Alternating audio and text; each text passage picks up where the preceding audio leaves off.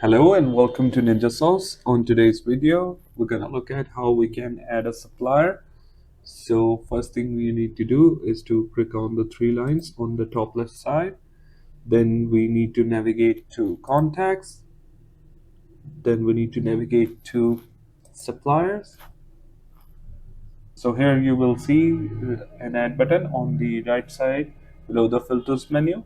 You need to click on add. Then you will select supplier.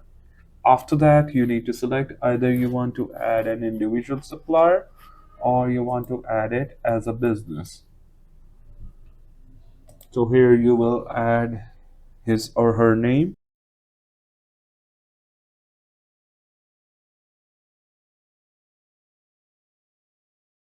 So all the fields that have an asterisk symbol with it, those fields are mandatory and need to be filled.